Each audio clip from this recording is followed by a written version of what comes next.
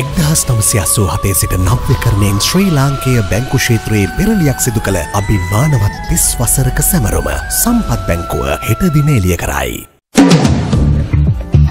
Making headlines tonight, Meethotamulla relief, 3-month allowance to be paid at once to evacuees. First at 9. This is Derana 24/7. Authorities under scrutiny. President calls report on officials who embarked overseas on waste management.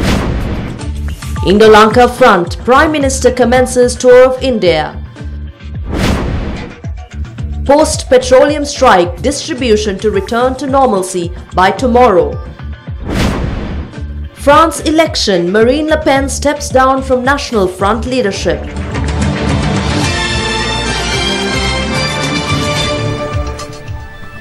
Good evening, this is your news at 9 and I'm Indivri Amuatha. We take a look at your top stories making headlines tonight. The Meethotamulla high-risk zone evacuees will get 150,000 rupees in one installment following a directive by President Maithripala Sirisena. The government took the decision to grant a monthly allowance of 50,000 rupees per household for a period of 3 months. The President, however, directed the relevant officials to pay the allowance at once during a discussion held today at the Presidential Secretariat on streamlining waste management within Colombo and surrounding areas. The decision to pay the allowance for the 3 months in one single payment was arrived at considering the difficulties faced by the public when confronted with advance payments in housing rentals. During the meeting, the head of state requested officials to present strategies formed by local government authorities for waste management and further instructed them to summon all assistant commissioners of local governments to a discussion. He also instructed the Environmental Authority to submit a report pertaining to the officials who travelled overseas on training and observation tours on waste management within the last 5 years. Expressing their views during the meeting, officials of the Urban Development Authority said the risk at the Meethotamulla garbage dump is now under control. Meanwhile, the CMC handed over its future plans on waste management to the President, while assurance was given on measures to mitigate the manifestation of another garbage heap. Later today, the second stage of the housing program for the displaced people was worked off. At the Ministry of Disaster Management, 68 families were granted houses today. Accordingly, alternative residences have been provided to the families at Laksanda 7 apartment complex in Salamulla.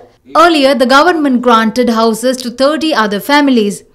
W.A.V.S. Pereira, J.A. Dayavati, D.S. Chaminda Pushpakumara, R. Tyagaraja.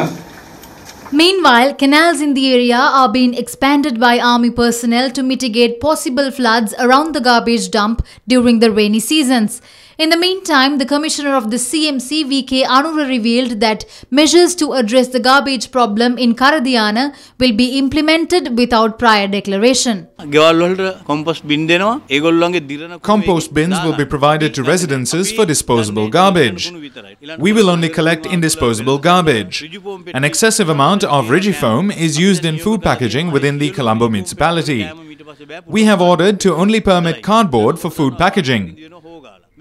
Given the number of housing complexes being constructed, we have made the decision to only approve plans which include proposals of waste management on site. එතකොට කොමසාරිස්තුමා දැන් 28 වෙනිදා ඉන් පස්සේ කරදියාන්ට කුණු දැමීම නතර කර යුතුයි ඔබතුමාලා. එතනින් එහාට මොකද්ද විකල්පය මොකද? කැලිකසල I have a plan, but I will not declare it. Given the prevalent situation, it would lead to public agitation. කරදරකාරී තත්වයට පත් කරනවා. Although the strike action launched by the petroleum trade unions was called off, the public remained concerned of a fuel shortage as witnessed in several areas this morning.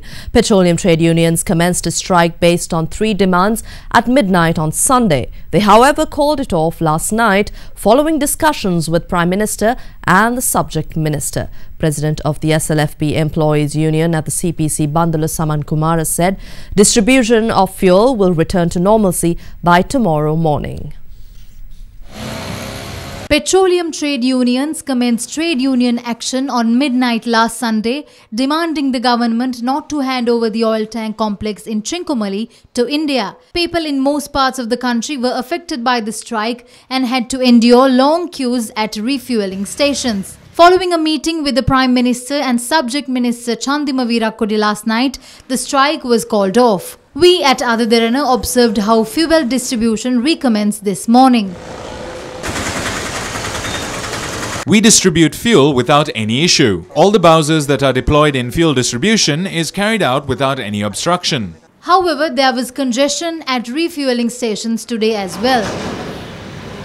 Knowing there will be a strike, everyone filled their tanks. Apparently there is a shortage now. There is no fuel available at some refueling stations. I went to Pittakote Junction, they didn't have fuel either. There is no fuel in any refueling station. This station will run out of fuel at any moment. We contacted the president of SLFP Employees Union at the CPC, Bandula Saman Kumara, over the shortage of fuel supply in certain areas in the country. We were unable to revive the distribution of fuel in certain areas. Yesterday, there wasn't fuel at around 700 refueling stations. The distributors might reach them tonight. The system will recover by tomorrow and the day after. Minister of Petroleum Development Chandima Veerakkodi also expressed his views on the matter. The memorandum of understanding that the Prime Minister will be entering into with India is limited to a political understanding. And in the event that a legally binding agreement to be entered into, discussions will be held with the trade union and other stakeholders. So based on those clarifications, unions decided to call off the strike yesterday. Immediately in the morning, enough stocks were distributed, and by noon, availability of fuel, island rice was brought to normal. Presently, there is no issue whatsoever. To the government, especially with regard to our ministry, we are always willing to give a hearing to the unions and other people. Prime Minister Ranil Wickremesinghe assures that a number of measures will be taken to strengthen the country's parliamentary system. He made these remarks addressing the opening session of the Young Parliamentarians of Asia Pacific regional meeting this morning in Colombo.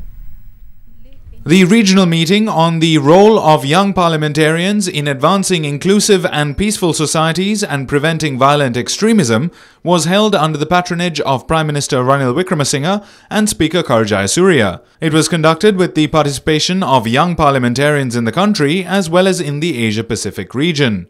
We have a new parliament where we are looking at the changes that has to be made to the constitution and to the system of parliamentary government. Parliament had to be strengthened. Therefore, our first decision was to introduce oversight committees into parliament and to strengthen public finance. Oversight committees are not found in the cabinet system of parliament. Within the next year, we will have a general agreement on the functioning of oversight committees. I must say some of the subcommittees have gone into areas, into subjects which a minister could not have had the time to go into. Establishment of different areas, there have been subcommittees that have played a very useful role. But the oversight committees, I feel, have come to stay, and it's up for us now to evaluate the oversight committees. And with this, we have also strengthened the powers of the committees involved with public finance. The Committee on the Public Accounts Committee and the Committee on Public Enterprises. And we've introduced a third committee, the Committee on Public Finance, to have oversight of public finance. With that, we are now drafting a bill to establish a separate parliamentary budgetary office. So it means that young parliamentarians have a role to play, and senior members in the opposition have a role to play. Government is not confined just to a handful of members who are ministers and deputy ministers. Meanwhile, this evening, the Prime Minister arrived in India, commencing his 4-day official tour. During the visit, Premier Wickremesinghe will meet his Indian counterpart Narendra Modi, Congress leader Sonia Gandhi and several others for bilateral discussions. The UNP says that the country should not harbour any concerns over the Prime Minister's visit to India as it does not have a hidden agenda. UNP parliamentarian Nalin Bandara expressed this view during a media briefing today at the party headquarters, Srikota. All this stems from the proliferation of erroneous views. They allege the Prime Minister's visit to India is based on the sale of oil tanks. We are aware there are 99 or 100 oil tanks. As I can remember, the IOC was given approximately 16 oil tanks in 2003. Roughly 10 of them are used by the Ceylon Petroleum Corporation. The rest are not used for anything. This should be the procedure when moving for an investment pertaining to these oil tanks. The Premier will be discussing the ECTA and not the oil tanks in Trincomalee.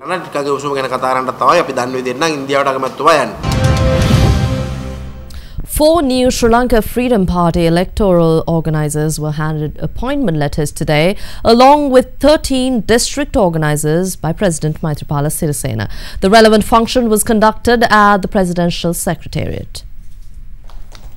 Accordingly, W.M. Samarajiva Bandara Velagadara is the new electoral organiser of the Pathumbura electorate. The new appointment was made replacing parliamentarian Lohan Ratwatta. W.M. Yasamana and U.R. Dayanandasiri are co-organisers for the Dambulla electorate. Their appointment comes in place of MP Janaka Bandara Tennakon. The new electoral organiser of the Mahiyangana electorate is K.P. Gunawardana. He replaces Anura Vidanagamage. 13 district organisers were also appointed to Kandy, Matale, Ratnapura, Jaffna and Mullaitivu districts, bringing the number of appointments to 17. Nisanka Herath, Asanka Dodangwala, Asela Ekanayaka and Linton Vijay were appointed as organisers for Kandy. Kumarasiri Aryaratna and Susil Premaratna were appointed as organisers for Matale district. For Ratnapura district, Salita Karunaratna, Shanta Ratnayaka and Nikshan Surya Kumar were appointed as district organisers. S. Agildas, B. Gopal Krishnan and Kandasamy Karunakaran are the district organisers of Jaffna. N. Arunathilagan received his appointment as the district organiser of Mullaitivu by the President. You are fortunate to be given such positions in recognition of long service and commitment to the party. In an era where national reconciliation should be sustained in an already existing conducive environment, we will work together to form an SLFP government by 2020. Meanwhile, Central Provincial Minister Pramitha Bandara Tennakon resigned from his post today over the removal of his father Janaka Bandara Tennakon as the organiser of the Dambulla electorate. His portfolio included industries, sports, women's affairs, rural development and youth affairs. Pramitha Bandara Tennakon handed over his resignation letter to the governor of the Central Province. Also in your local news, the Cinnamon Garden Police filed charges against the NFF leader, parliamentarian Wimal Weerawansa and 6 others at the Colombo Chief Magistrates Court yesterday over causing public disturbance by staging a protest against the visit of UN High Commissioner for Human Rights, Zaid Rad Al Hussein. The protest in question was held on the 6th of February last year, blocking the main road at Bauda Lokamawata towards Havelock Town. The case will be taken up for hearing again on the 18th of September this year.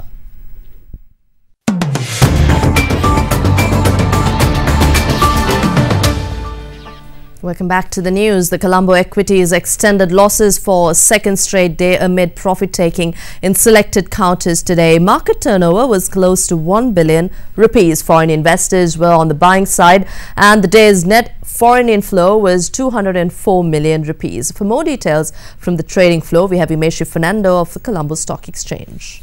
The benchmark all-share price index lost 13.18 points to close at 6,492.77, while the S&P Sri Lanka 20 index lost 14.68 points to close at 3,702.96.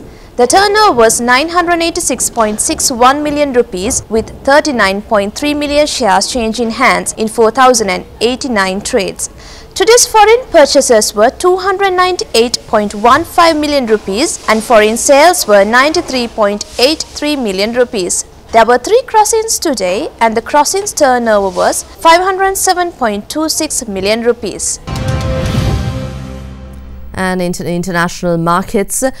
Amid global rally in equities prompted by the weekend's French elections, Japan's Nikkei index recorded gains of over 1% today, buoyed by relief that North Korea did not conduct another missile test to mark a military anniversary. Hong Kong's Hang Seng Tuang Sek 50 and South Korea's Kospi all recorded over 1% gains as well, while Mumbai's Sensex fell marginally short of that figure. In China, however, an intensifying crackdown on leverage continues to affect markets, with Shanghai posting slight gains today after falling 14% yesterday. Now we take a look at how the Sri Lankan rupee traded against other major currencies during the day.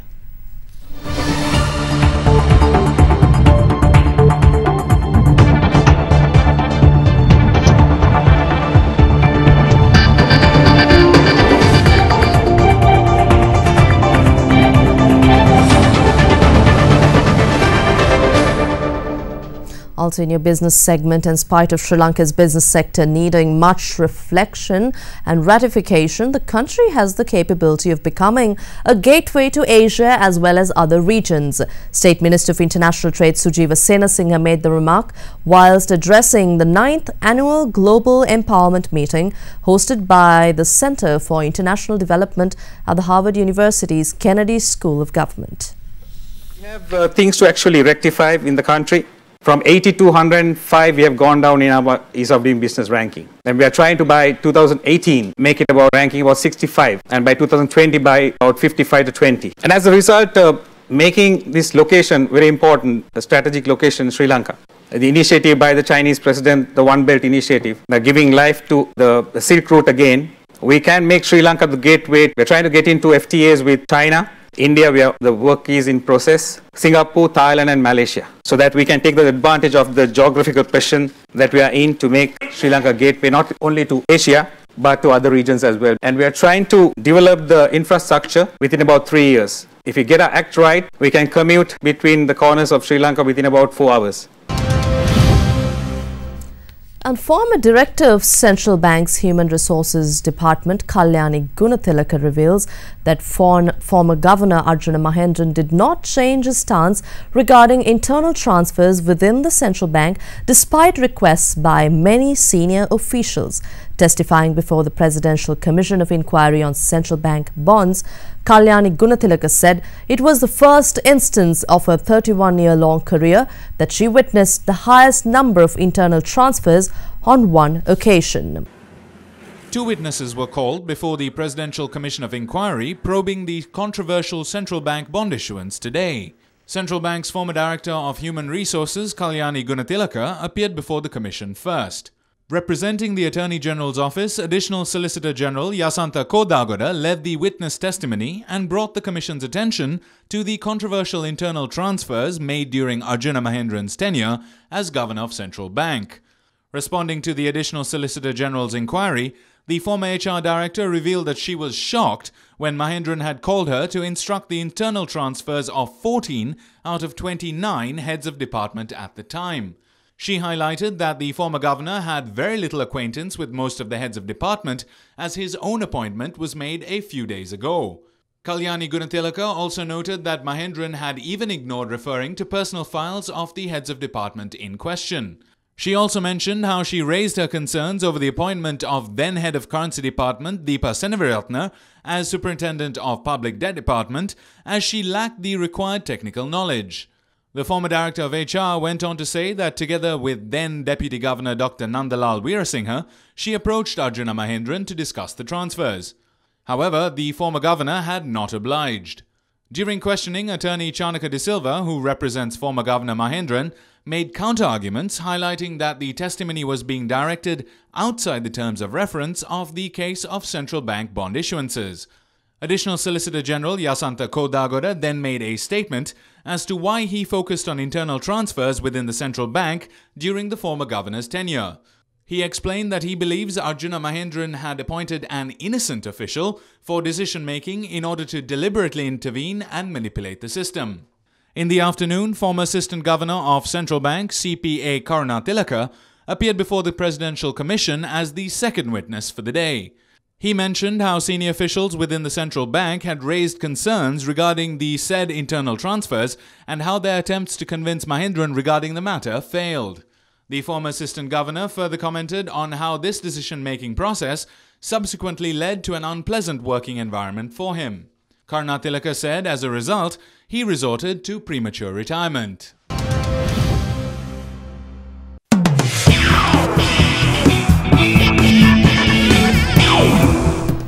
In your sports stories, Indranil Herat bagged a gold medal for Sri Lanka in the first leg of the Asian Grand Prix at Zingshua yesterday.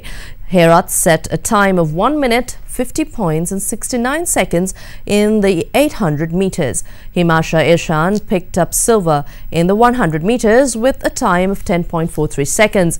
Gayantika Aberatne was also among the medals, clocking 2 minutes and 3.7 seconds in the women's 800 meters. The second leg of the Asian Grand Prix will be held in Xinjiang on Thursday.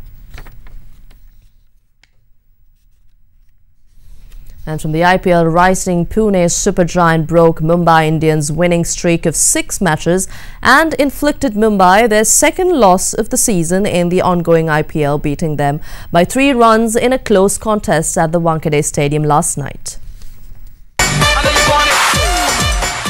Batting first, Pune posted 160 for the loss of 6 wickets in their given 20 overs. Rahul Tripathi was the top scorer for Pune, scoring 45 of 31 deliveries, while Ajinkya Rahane chipped in with 38. In reply, despite Rohit Sharma's 58 and Patel's 33, Mumbai kept losing wickets at regular intervals and could only muster 157 for 8. Ben Stokes was named man of the match for his all-round performance, including 2 wickets for 21 runs in his 4 overs. Because once again, they've now gone 3 really good wins on the trot. Former South Africa bowler Longwabo Sotsabe has been charged for match fixing and suspended from playing, coaching or involvement in any capacity in the matches under Cricket South Africa or ICC jurisdiction. The charges follow an investigation into South Africa's 2015 Ramslam domestic T20 competition, after which 6 other players have also been banned. 33-year-old Sotsabe has not played professional cricket in over a year, but featured in 5 tests, 61 one-day internationals and 23 T20 matches for South Africa. And that was right on the money, exactly where it had to be. Newcastle United have secured an immediate return to the English Premier League, confirming their promotion with a 4-1 win against Preston North End yesterday. Former Liverpool and Real Madrid boss Rafa Benitez's side are second in the championship and will be joined in next year's EPL by leaders Brighton and the winners of the yet-to-be-held promotion playoff.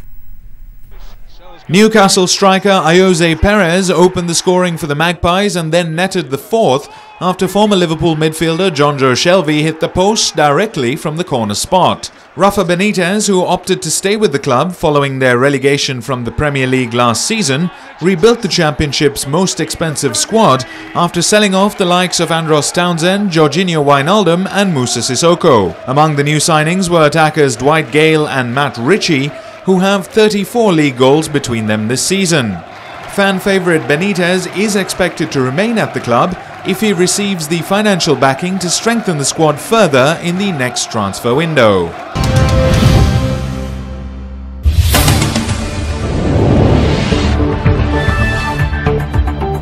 In your world tonight, Maoist rebels in India ambushed a paramilitary patrol yesterday, killing at least 25 policemen and wounding 6 in one of their deadliest attacks this year. The ambush took place when the Central Reserve Police Force was providing security for road construction workers. They were hit by heavy gunfire from about 500 Maoist rebels hidden in the forests they were passing through. Maoist rebels say they are fighting for communist rule and greater rights for tribal people and the rural poor in India. And far-right candidate in the French presidential race, Marine Le Pen, announced that she is stepping aside from leadership of the party, the National Front, a day after she passed to the second round of the election. The French term she used in the surprise announcement implied that the move to step aside would be temporary. As a candidate, Le Pen touts a nationalist approach, promising to suspend all legal immigration and overturn relations between France and the European Union. Conduire les Français à l'Élysée est franchi. Ce résultat est historique. Il s'est reposé sur moi. And a US submarine made a port call in South Korea today in a show of force and growing concern over North Korea's nuclear and missile programs. The submarine will join the approaching US naval strike group led by aircraft carrier USS Carl Vinson. The nuclear-powered submarine USS Michigan is armed with cruise missiles and special operations troops and is expected to take part in military exercises with the Carl Vinson strike group. Meanwhile, representatives of the United States, South Korea and Japan held trilateral talks today regarding the situation in North Korea, agreeing to work closely with each other and coordinate all actions. And South Korea's foreign ministry today summoned Japanese minister and deputy chief of mission at the Japanese embassy in Seoul, Hideo Suzuki, to lodge a formal protest after Tokyo repeated its claim on disputed islands in the Sea of Japan in its latest foreign policy report. In the report, Japan claims the disputed islands are Japanese territory based on historical facts and international law. The remote islands are controlled by South Korea and have been the focus of a long-standing dispute between the two countries as Seoul seeks Tokyo's claim as stemming from its colonial past. The fallout from Syria's alleged chemical attack rumbles on, with the latest being the United States imposing sweeping sanctions on officials of the Syrian government agency. The U.S. Treasury Department alleged that some of the people blacklisted had worked on Syria's chemical weapons program for more than 5 years. The U.S. Treasury Department has ordered a freeze on all U.S. assets of 271 employees of the Syrian Scientific Studies and Research Center, which the U.S. accuses of producing and delivering chemical weapons. In addition, American companies have been banned from conducting business with the sanctioned employees. The Treasury Department will continue to relentlessly pursue and shut down the financial networks of any individuals involved with serious production or use of chemical weapons.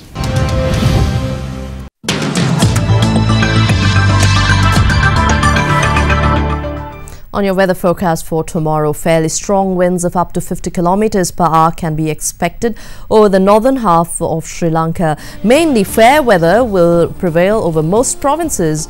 However, showers or thunder showers may occur at a few places in the western, Sabaragamu, central and southern provinces during the afternoon hours. A few showers can be expected in the coastal areas extending from Colombo to Mathura via Galle during the morning hours as well.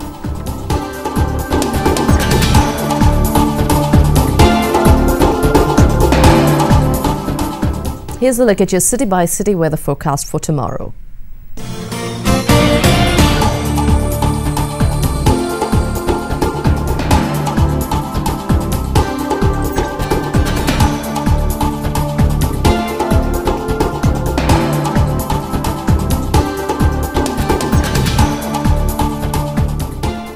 And that's it on your primetime news on Other Derana 24/7. We will see you again tomorrow. But before we go, we'd like to leave you with a glimpse into the world of some of our feathered friends who are endemic to Sri Lanka. Have a pleasant evening. Good night.